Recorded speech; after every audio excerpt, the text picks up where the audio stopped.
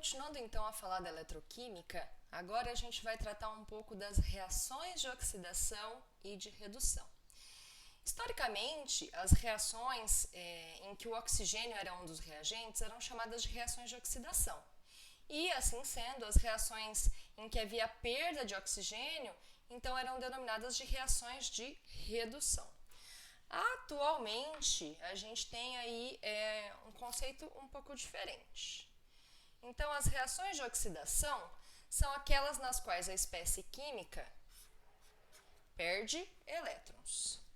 Por sua vez, as reações de redução vão ser aquelas em que a espécie química ganha elétrons. É importante destacar que as reações de oxidação e redução, elas sempre vão acontecer de forma simultânea. Não há como uma reação química perder elétrons se não houver outra recebendo estes elétrons. Então, enquanto uma espécie estiver perdendo elétrons, tem que haver outra para ganhar. E, por essas reações acontecerem de forma simultânea, as reações de oxidação e de redução, muitas vezes vocês vão encontrar o termo de reações de oxirredução. Porque aí você já trata os dois termos de forma conjunta. Então, por exemplo, vamos analisar aqui esta reação, onde o ferro sólido reage com o oxigênio gasoso para formar o óxido de ferro. A gente tem nesta reação, na verdade, duas reações acontecendo ao mesmo tempo. A gente tem o ferro sólido, que está formando o ferro 2+, e perdendo 2 elétrons.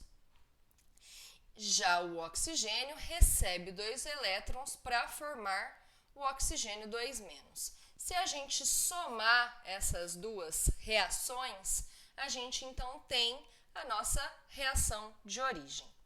Essas duas reações, são chamadas de semi-reações. A reação do ferro, por ser um processo de perda de elétrons, então é chamada de uma semi-reação de oxidação. A reação do oxigênio, como é uma reação onde o elemento está ganhando elétrons, a espécie está ganhando, a gente tem uma semi-reação de redução. E a soma das duas reações, a gente tem aqui a equação global. Nesse caso, então, a gente tem uma reação de oxirredução, que é um tipo de reação em que ocorre transferência de elétrons entre as espécies envolvidas. E aí, vamos tratar, então, desta reação de forma um pouco mais específica. Então, eu estou colocando aqui exatamente a mesma reação que a gente já analisou ali em cima. Então, a gente tem o ferro sólido reagindo com oxigênio gasoso e a formação do óxido de ferro. A gente tem aqui, nesses casos, para o ferro, o número de oxidação é 0, para o oxigênio também é 0, mas aqui nos produtos a gente vai ter número de oxidação mais 2 para o ferro e menos 2 para o oxigênio. Nesse sentido, a gente tem o ferro passando de número de oxidação 0 para número de oxidação mais 2.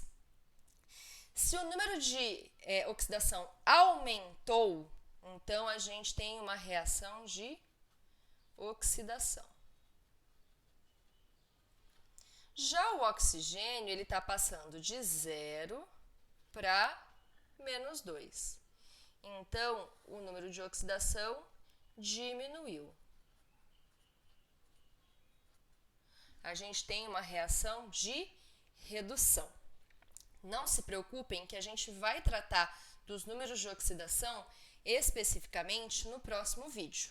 É importante aqui entendermos que quando houver uma variação do número de oxidação de forma a aumentar este número, ou seja, passamos neste caso de 0 para mais 2, então a gente tem uma reação de oxidação. Já se o número de oxidação estiver diminuindo, que é o caso do oxigênio, em que passa de 0 para menos 2, nós temos uma reação de redução, certo? E aí, mais alguns elementos que são importantes a gente identificar numa reação de oxirredução. Primeiro, o agente redutor. Neste caso, o agente redutor é o ferro. Quem é o agente redutor? É a substância que provoca a redução. E se ele provoca a redução, ele sofre oxidação. Outro agente importante é o agente oxidante, que neste caso, para esta reação, é o oxigênio. E quem é o agente oxidante? É a substância que provoca a oxidação e, portanto, ela sofre redução. E outra coisa importante para a gente identificar aqui nessa reação são esses números que eu apresentei para vocês, que são chamados de número de oxidação ou apenas NOx. E o NOx é a quantidade de elétrons que os átomos do elemento químico vão ceder ou receber numa ligação química.